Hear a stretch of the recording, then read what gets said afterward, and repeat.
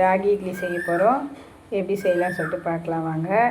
அதுக்கு முன்னாடி நம்ம சேனலை சப்ஸ்கிரைப் பண்ணிக்கோங்க, லைக் பண்ணுங்கள், ஷேர் பண்ணுங்கள், கமெண்ட் பண்ணுங்கள்.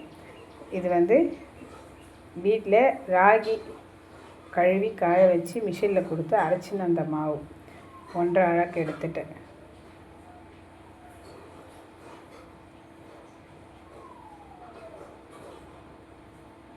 ஒன்றரை அழகு எடுத்துட்டு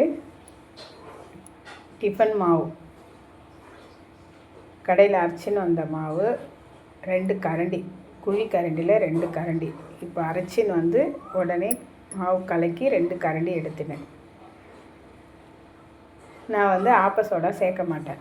அதனால் உளுத்தம்பருப்பு 1 கரண்டி மாவு அளவு வீட்டில் உளுந்து மிக்சியில் அரைச்சி கலந்துக்கினேன். தேவையான அளவு உப்பு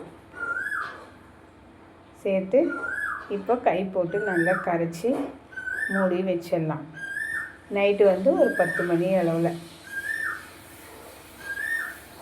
இப்போது காலையில் 7 மணி அளவில் எடுத்து பார்த்தாக்கா நல்லா புளிச்சிருக்கு.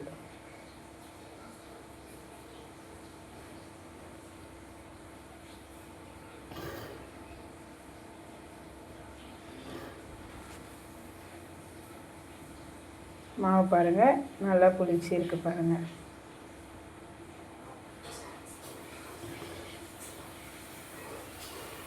திட்டமாக புளிச்சு வந்திருக்கு. இப்போ கரைச்சிட்டு இட்லி ஊற்றிக்கலாம்.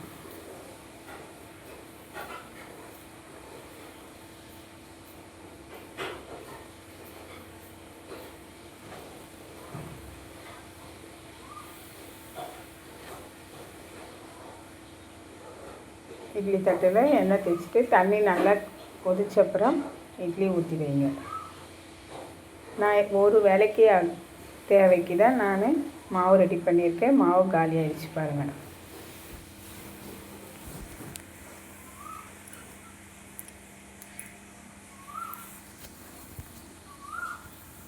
இப்போ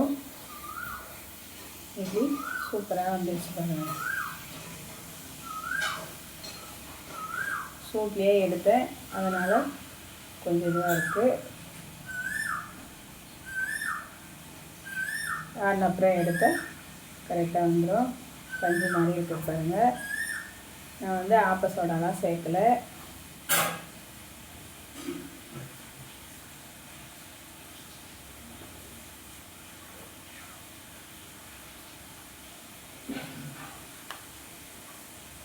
சூப்பராக இட்லி ரெடி. அதுக்கு நான் வடகறி வச்சுருக்கேன்.